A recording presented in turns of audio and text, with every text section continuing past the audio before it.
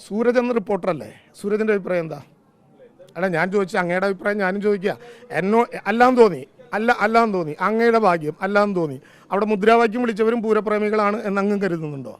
ഇല്ല, കരുതുന്നില്ല. അപ്പോൾ ഏതാണ്ട് അതുപോലത്തെ കരുതൽ തന്നെയാണ് തൃശ്ശൂർക്കാരൻ എന്നുള്ള നിലയിൽ എനിക്കുള്ളത്. ബോധപൂർവമായിട്ടുള്ള രാഷ്ട്രീയ ലാഭത്തിന് അവിടെ ശ്രമിച്ചു എന്ന കാര്യം എൻ്റെ നാവിനെ കൊണ്ട് ഇനി പറയിപ്പിക്കണോ? നാട്ടിലപ്പം തന്നെ പറഞ്ഞതല്ലേ. നമ്മുടെ CPM-ൻ്റെ AC ഓഫീസ് എന്തിനാണ് വ്യക്തത വരുത്തുന്നത്? CPM-ൻ്റെ AC ഓഫീസിൻ്റെ മുമ്പിൽ, ഒല്ലൂർ AC ഓഫീസിൻ്റെ മുമ്പിൽ 24-ാം തീയതി ഞാൻ നടത്തിയ ക്ലിപ്പിംഗ് ഉണ്ടല്ലോ, എടുത്തു നോക്കിയാൽ അറിയാലോ. ബോധപൂർവമായ രാഷ്ട്രീയ പ്രവർത്തനം അതിൽ കളിച്ചിട്ടുണ്ട്. അനാവശ്യമായി അല്ലെങ്കിൽ മുദ്രാവാക്യം വിളിക്കേണ്ട കാര്യമില്ല. വെടിക്കെട്ട് നടത്തുമ്പോൾ ഏതെങ്കിലും 8 മിനിറ്റ് ആംബുലൻസ് വന്നു പോയ ഒരാൾക്ക് വേണ്ടി മുദ്രാവാക്യം വിളിക്കേണ്ട കാര്യമുണ്ടോ? പൂരപ്പറമ്പിൽ അങ്ങനെ മുദ്രാവാക്യം വിളികൾ ഉയർന്നില്ലേ? അതിൻ്റെ കാര്യങ്ങൾ നമുക്ക് അന്വേഷണ വിധേയമാക്കണ്ടേ? അത്തരത്തിലുള്ളൊരു തയ്യാറെടുപ്പ് പല വിധത്തിലും ഈ രാഷ്ട്രീയ ലാഭം കൊയ്യാൻ വേണ്ടിയിട്ടുണ്ടായിരുന്നില്ലേ? അതൊക്കെയാണ് പരിശോധിക്കപ്പെടുന്നത്. പരിശോധനയിൽ ആ കുറവുകളുണ്ടെങ്കിൽ ആ കുറവുകൾ കൂടി പരിശോധിക്കാൻ ഉതകും വിധത്തിലുള്ള തൃപ്തികരമായ അന്വേഷണത്തിലേക്ക് കേരളം പോകേണ്ടി വരും. അത്രയേ ഉള്ളൂ. എത്രയും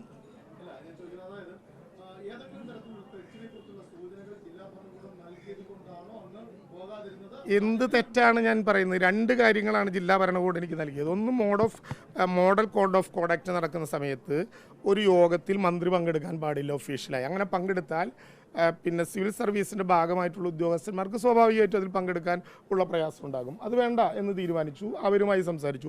ഈ പറയുന്ന എല്ലാവരുമായി, തിരുവമ്പാടി ദേവസ്വം, പാറമേക്കാവ് ദേവസ്വം, ഇവരെല്ലാവരുമായി നേരിട്ട് നമ്മൾ സംസാരിച്ചാണ്. പാറമേക്കാവ് ദേവസ്വത്തിൻ്റെ സെക്രട്ടറിയെ കുഴിയെടുക്കുന്ന സ്ഥലത്ത് പോയി പിന്നെ നമ്മൾ കണ്ടതാണ്. തുടർന്ന് ഇതിന് ശേഷം ഉദ്യോഗസ്ഥന്മാരൊന്നുമില്ലാതെ ഈ പറയപ്പെടുന്ന തിരുവമ്പാടി ദേവസ്വം ബോർഡിൻ്റെ പ്രസിഡന്റ് ഉൾപ്പെടെയുള്ള സംഘത്തെ നേരിട്ട് വിളിച്ച് ഞാൻ സംസാരിക്കുകയും ചെയ്തതാണ്. പക്ഷേ ഒഫീഷ്യലായ ഒരു മീറ്റിംഗ് സാധ്യമല്ല. ഒഫീഷ്യലായി മീറ്റിംഗ് നടത്തേണ്ട, നിങ്ങൾ തന്നെ നടത്തി അവസാനിപ്പിച്ചോളാൻ പറഞ്ഞു. 2, ഈ പറയുന്ന സ്ഥലത്തേക്ക് പോകുമ്പോൾ ആളുകൾ സംഘടിപ്പിക്കപ്പെട്ടാൽ ഏതെങ്കിലും വിധത്തിലുള്ള സർക്കാരിൻ്റെ ഒരു പ്രതിനിധി എന്ന നിലയിൽ ആളുകൾ ഒരു പ്രതിഷേധം ഉണ്ടാക്കാൻ സാധ്യതയുണ്ട്. അങ്ങനെ പ്രതിഷേധം ഉണ്ടായാൽ അത് കൂടുതൽ പ്രയാസകരമാകില്ലേ എന്ന് ശ്രദ്ധയപ്പെടുത്തിയപ്പോൾ സങ്കീർണമായ ഒരു പ്രശ്നത്തിലേക്ക് പോകേണ്ടതില്ല എന്ന് ഞങ്ങൾ തീരുമാനിച്ചാണ്. ഒരു പ്രശ്നം ഉണ്ടാക്കാനല്ല, പ്രശ്നം ഒഴിവാക്കാനാണ് നമ്മുടെ ഓരോ മൂവ്മെൻറ്റും. ഈ പറയപ്പെടുന്ന എല്ലാവരുമായി വിളിച്ച് സംസാരിച്ചു. നമ്മൾ ഈ അന്വേഷണത്തിൻ്റെ വഴി മാറ്റി വിടരുത്. ഇതിൽ അന്വേഷണത്തിൽ പൂരവുമായി ബന്ധപ്പെട്ട അസ്വസ്ഥതകൾ, ഇപ്പോൾ എല്ലാവരും ഉപയോഗിക്കുന്നൊരു വാക്കുണ്ടല്ലോ, പൂരം കലക്കൽ. ആ കലക്കലിനി നമുക്ക് റിപ്പോർട്ടൊക്കെ വന്നതിന് ശേഷം നമ്മൾ സൗഹൃദമുള്ള പത്രക്കാരൊന്നും ഇരുന്ന് സംസാരിക്കേണ്ടത് എങ്ങനെയാണ് കലങ്ങാന്ന്. യഥാർത്ഥത്തിൽ പൂരം ഉച്ചയ്ക്ക് ശേഷം വെടിക്കെട്ട് നടത്തിയാൽ മതി എന്ന ചില അഭിപ്രായ പ്രകടനങ്ങൾ ഉയർന്നു വന്നില്ലേ? ഉച്ചയ്ക്ക് ശേഷം വെടിക്കെട്ട്, ഉച്ചപൂരത്തോടുകൂടി വെടിക്കെട്ട് നടത്തിയാൽ എന്താ കുഴപ്പം? നേരത്തെ അങ്ങനെ നടത്തിയിട്ടുണ്ടല്ലോ.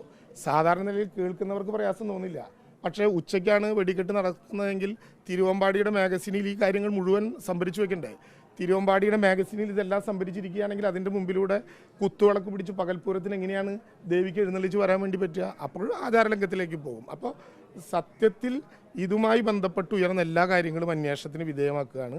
ആ വിധത്തിൽ ഏതെങ്കിലും വിധത്തിൽ വ്യക്തിപരമായിട്ട് എനിക്ക് ത്രട്ട് ഉണ്ടാകുന്ന ഒരു നടപടി ഉണ്ടായിട്ടില്ല. സർക്കാർ എന്ന നിലയിൽ പെരുമാറ്റച്ചട്ടത്തിൽ പാലിക്കേണ്ട ചില മര്യാദകളുണ്ട്. ആ മര്യാദ എനിക്ക് ഒരു മോശം അനുഭവം പൂരപ്പറമ്പിൽ നിന്നുണ്ടായിട്ടില്ല.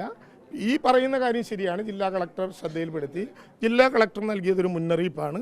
ആ മുന്നറിയിപ്പ് ആവും വിധം പാലിക്കേണ്ടത് നമ്മുടെ ഉത്തരവാദിത്തമാണ്.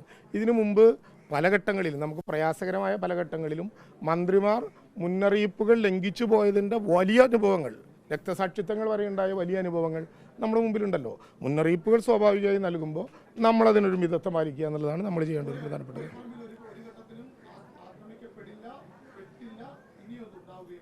അഞ്ജുരാജിന് എന്നെ കുറിച്ച് എന്താ തോന്നുന്നത്? അതങ്ങ് എഴുതിക്കോ. അതന്നെ ഞാൻ പറഞ്ഞു.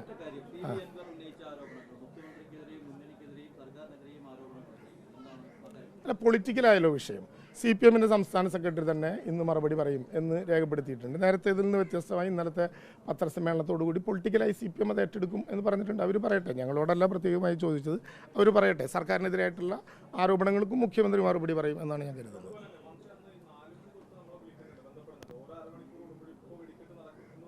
4 മണി തൊട്ടല്ല, 1.5 മണി തൊട്ട് വിളിക്കുന്നുണ്ട്. സൂരജിൻ്റെ ഫോൺ